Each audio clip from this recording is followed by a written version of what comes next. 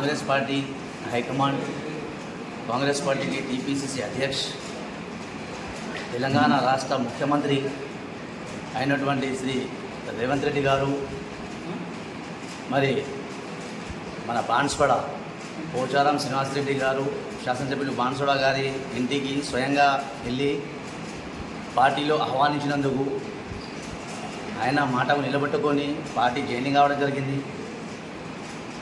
ఈరోజు పార్టీ కార్యకర్తగా మేము పార్టీ హైకమాండ్ నిర్ణయాన్ని స్వాగతిస్తున్నాము.